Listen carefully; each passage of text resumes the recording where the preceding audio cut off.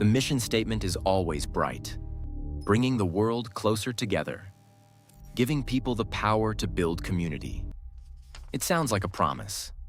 But behind the glass doors of a multi-billion-dollar campus, the data often tells a more complicated story, a colder story. Look at the internal reports, the ones meant for product managers and executives. Line after line of metrics tracking user retention, session duration, and engagement rates. And buried inside those presentations, later published by the Wall Street Journal, was a single, undeniable observation made by the company's own researchers. We make body image issues worse for 1 in 3 teenage girls. This was not a rumor. It was not a guess from an outside critic. It was their own internal research. Typed out, documented, shared on internal message boards.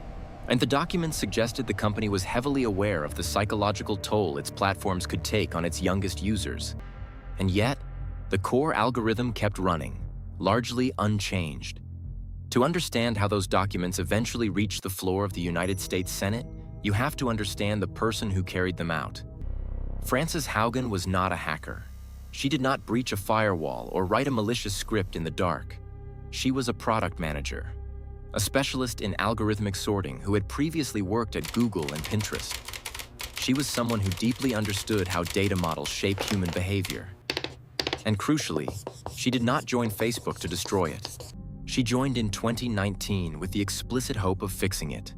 She took a role on the Civic Integrity Team, a group designed to protect the democratic process, and to track misinformation, and to make the platform safer for users globally. For a while, she believed in the work. She believed that if you showed the right data to the right people, a rational company would correct its own course.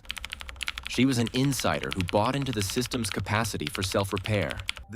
But an algorithm, by its very nature, does not have a conscience. It has an objective function. At Facebook, that primary directive was engagement. The system was designed to figure out how to keep a user scrolling, how to stop them from putting the phone down. Internal documents and Haugen's later testimony would argue a disturbing reality. The company repeatedly found that when they tweaked the algorithm to make the platform safer, people spent less time on it. And when people spend less time, ad revenue drops. It was a structural conflict, a constant tug-of-war between public safety and the bottom line. According to the evidence Haugen later presented, when faced with this conflict, the company consistently resolved it in favor of its own growth and profits. The deeper problem was not a technical failure. The algorithm was not broken.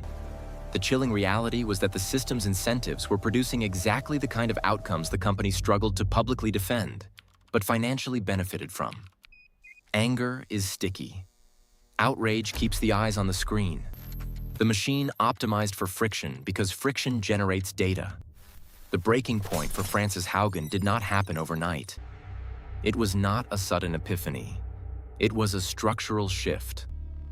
In December 2020, shortly after the United States presidential election, the atmosphere inside the company changed. The immediate political crisis had passed. The Civic Integrity Team, the very group Haugen belonged to, the group tasked with keeping the platform safe, was dissolved. Its members were disbanded and scattered to other departments. It was a quiet administrative move. No alarms went off. No public announcements were made. But the message it sent to the employees inside was profound. To Haugen, it signaled that the emergency was over in the eyes of leadership. It was time to go back to business as usual. It was time to focus on growth. She was transferred to the counter-espionage division. But the dissolution of her old team broke something fundamental within her. It severed the last thread of belief she held that the company would voluntarily regulate itself. You sit at your desk. You look at the monitor. You read the research detailing the exact mechanisms of algorithmic harm. You know the executives have access to the same reports, and the cold realization sets in. The deepest safety changes might never be made because those changes risk reducing engagement. This is the exact moment the concept of the turncoat materializes. Not out of malice, not out of a desire for 15 minutes of fame, but out of a quiet, isolating moral dilemma. If you stay silent, you remain part of the machinery. You accept the six-figure salary, the corporate benefits, the comfortable life in Silicon Valley. You close the spreadsheet, you go home. You convince yourself it is not your responsibility. That is what the vast majority of people do. Large-scale corporate systems rely on the silence of comfortable people. But if you decide that the public has a right to see what you see, you risk everything. You face a corporate legal apparatus designed to protect trade secrets and crush dissent. You break non-disclosure agreements. You alienate your peers. There is no middle ground. In the quiet hum of the open plan office, surrounded by colleagues who made the choice to look away, Frances Haugen began to make a different calculation. She realized that to challenge a data-driven empire, opinions were useless. She needed their own words. She needed the very documents they used to justify their decisions behind closed doors. The calendar turned to 2021. The office environment remained quiet, focused on the next quarter's metrics. Haugen logged in. She typed queries into the internal network. She was not looking for public relations statements. She was looking for the raw data. The presentations containing the charts that trended downward when they should have gone up. She opened documents detailing the platform's impact on teenage mental health, the amplification of political polarization, and the inner workings of the algorithm. There was no progress bar on a grand digital heist.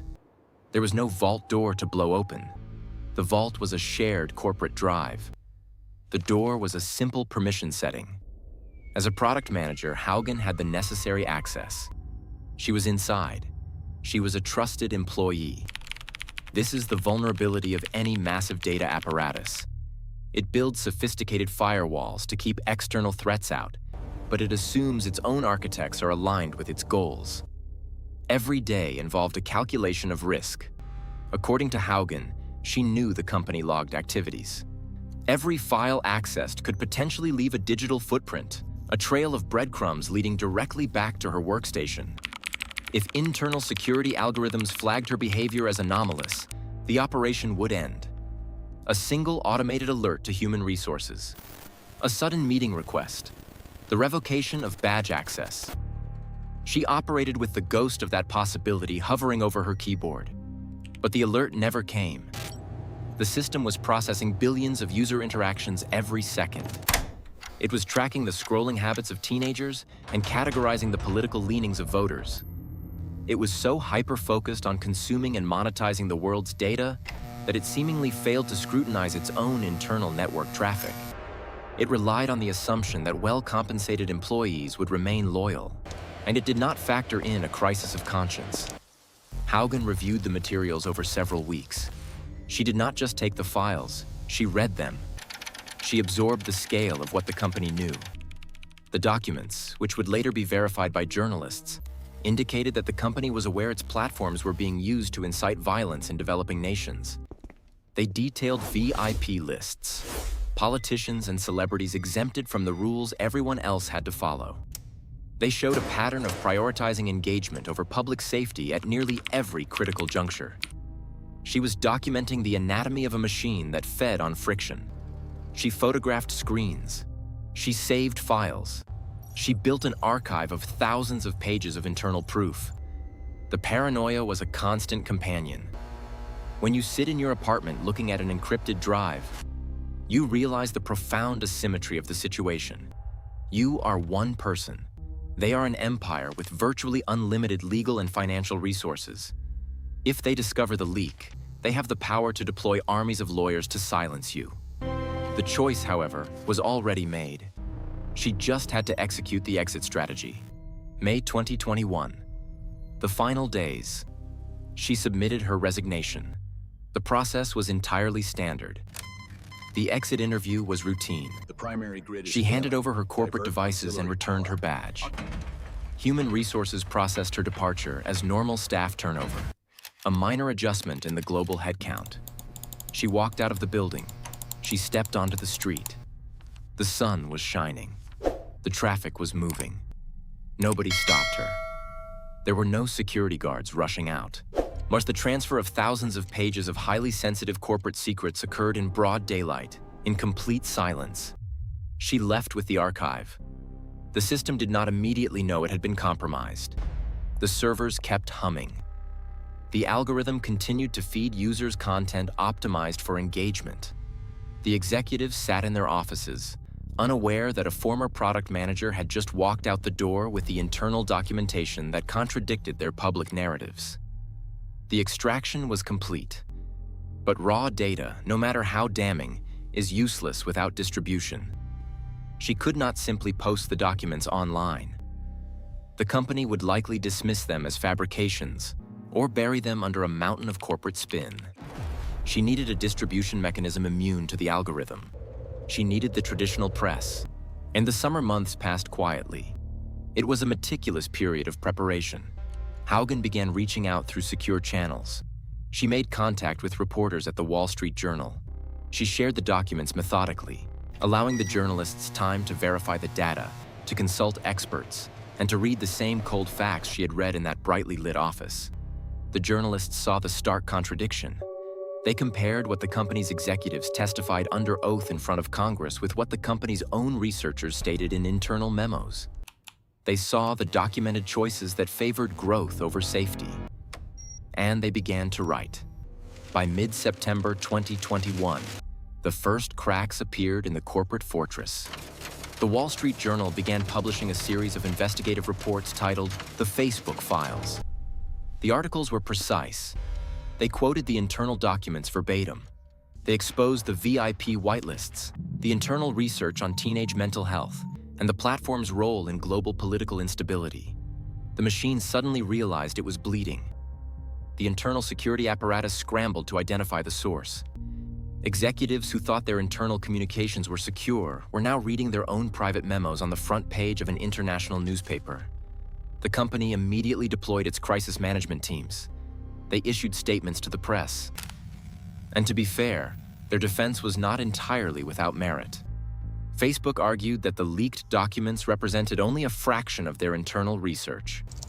They claimed the data was taken out of context to construct a false narrative. They pointed out that they spend billions of dollars on safety and security, and that complex societal issues like teen depression and political polarization cannot be entirely blamed on social media. They insisted they cared deeply about the well-being of their users.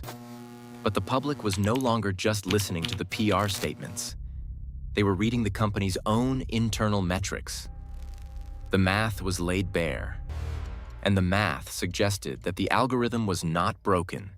It was working exactly as incentivized, and its perfection was the very root of the problem. October 3rd, 2021. The anonymous source steps out of the shadows. The television news program 60 Minutes broadcast to millions of viewers across the United States. The whistleblower is no longer just a pseudonym attached to a leaked document. She is sitting in a chair, illuminated by studio lights, looking directly at the camera. Frances Haugen, former product manager. She speaks calmly. She does not look like a radical activist.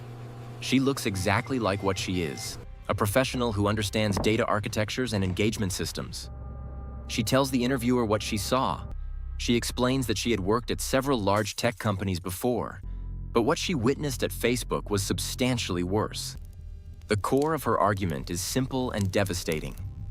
The company, in her view, consistently faced conflicts of interest between what was good for the public and what was good for Facebook.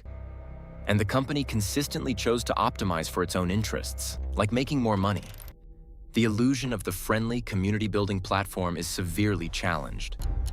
You cannot easily dismiss a whistleblower who helped build and monitor the very systems in question. She knows the internal vocabulary. She understands the algorithms because she used them every day. 2 days later, October 5th, 2021, the United States Senate Commerce Committee. The room is quiet, filled with lawmakers, aides, and journalists. The cameras are rolling. Frances Haugen sits alone at a small table facing the senators. She delivers her written testimony. It is not an emotional, unhinged plea. It is a forensic breakdown of corporate incentives. She explains how the platform's algorithms prioritize engagement and how that engagement, according to the company's own internal research, can fuel division and harm. She lays out the architecture of a machine that, she argues under oath, prioritizes continuous growth over human well-being. The lawmakers, normally deeply divided on nearly every political issue, sit and listen in bipartisan agreement. They are looking at the blueprint of a behavioral engine. Haugen tells them the company knows its platforms can harm teenagers, particularly young girls, and that it has chosen not to make the fundamental changes required to fix it. She tells them, quoting her own prepared testimony, the company's leadership knows how to make Facebook and Instagram safer, but won't make the necessary changes because they have put their astronomical profits before people. She does not ask for the company to be dismantled. She asks for it to be regulated. She asks for the internal data to be made public, so independent researchers can see what the executives see. She asks for the machine to be brought out of the shadows and subjected to the same oversight as any other industry that affects public health. The company, naturally, pushes back aggressively. Following the testimony, executives release extensive statements arguing that Haugen's characterization is fundamentally untrue. The leadership publishes notes to employees, stating that the argument that they deliberately push content that makes people angry for profit is deeply illogical. The company emphasizes its commitment to safety, pointing to the billions of dollars invested and the thousands of people employed specifically to secure the platform. They argue that they do not want harmful content on their network, and that they are constantly working to improve their systems. They frame the leaked documents as a curated, cherry-picked selection designed to paint a false picture of a company trying to solve complex, unprecedented societal issues. They ask a fair question. If they truly did not care about safety, why would they have built an industry-leading internal research program to study these exact problems in the first place? It is a valid defense. But the documents are already in the public record. The public has seen the internal debates. They have seen the data. The Senate hearing ends. The cameras turn off. The stock price fluctuates, but the company survives. The algorithm still runs. The executives still hold their positions. The world does not change overnight. Frances Haugen walks out of the hearing room. She is no longer an anonymous product manager holding a copied drive. She is the insider who showed the world the internal math of the social internet. This brings us to the ultimate irony of the entire operation. For over a decade, this company spent billions of dollars building one of the most sophisticated behavioral tracking engines in human history. They hired brilliant engineers to figure out how to keep human beings engaged, optimizing the delivery of information down to the millisecond. They mapped human behavior across billions of users, predicting what we will click, what we will buy, and what will make us angry. But they forgot the one variable that cannot be easily coded into an engagement metric: conscience. The machine built to extract and monetize human psychology produced the exact human psychology needed to expose it. They built a system so ruthlessly optimized for its own metrics that it eventually forced one of its own workers to step out of line. It was not a failure of security. It was a failure to understand the breaking point of the people who maintain the servers. The question remains for the rest of us, the ones still scrolling, and more importantly, the ones still working inside the glass buildings of Silicon Valley. If you are sitting at that desk, if you are looking at the screen, if you see the internal numbers suggesting that the system you are helping to maintain is actively harming the people it claims to connect, what do you do? Do you close the laptop and go to lunch? Do you accept the stock options, the comfortable salary, and pretend it is not your problem because the system is too big to fight? Or do you start taking notes? The system relies entirely on you making the first choice. The future of how we interact with technology depends on someone making the second.